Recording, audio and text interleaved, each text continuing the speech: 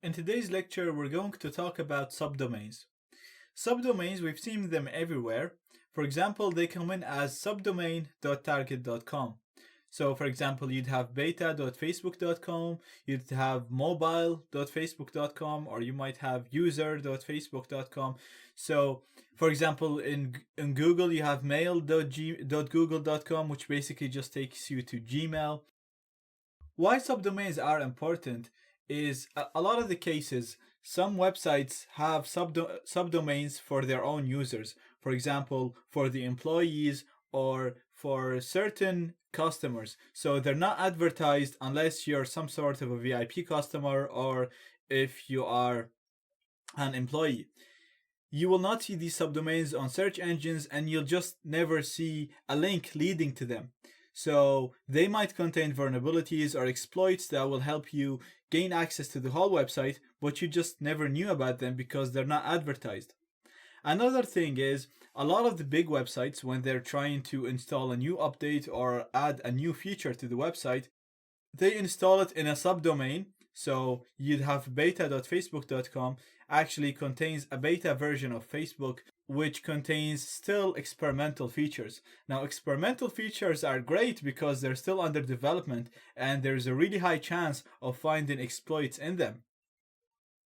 And this is actually true. Not so long ago, someone was able to brute force the restore password key for any Facebook user and was able to gain access to any Facebook user. And this was only possible through the beta.facebook.com because facebook.com used to check for number of attempts or wrong attempts, and they just didn't implement that security feature in the beta because they just didn't think anyone's going to go there, or for any reason.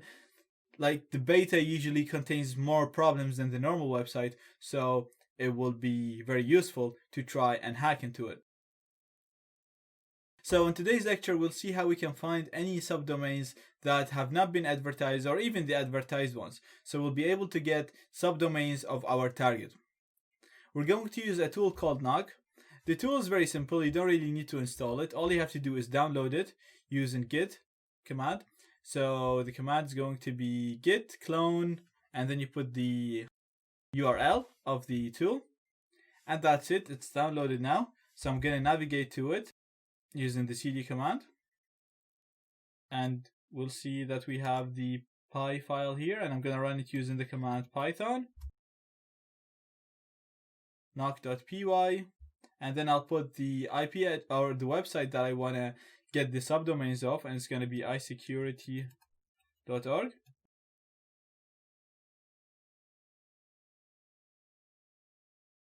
And this will show you some information about the website first, and then it'll do a brute force and a Google-based subdomain search for iSecurity. So it'll show me any subdomain that iSecurity might have so that I could try and test the security of that subdomain and see what's installed on it. Maybe I'll be able to gain access to the website through that subdomain.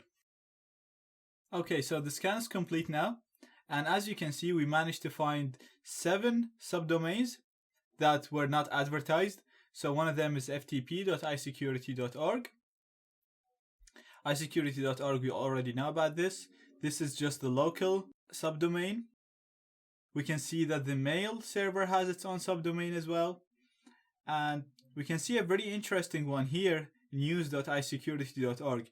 This actually did contain a beta version of a script that we were working on, a news script. And at the moment now, if you go to it, it's actually converted and it'll just take you to the actual website because the script is out of development.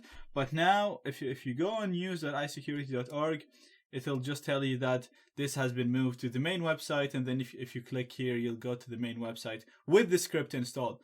So if someone was trying to hack into our website and did this, they'll actually see that there is a script under development, and there's a high chance that they would have been able to find a vulnerability in it and gain access to the whole website. So this just shows you how important information gathering is, again, which can be used to really gain access to websites. Or if you don't do it, you'd be missing a lot of things. For example, you might be missing a whole script with a whole number of vulnerabilities, or you could be missing an admin login page, or an employee login page, which is used for admins or employees to log in.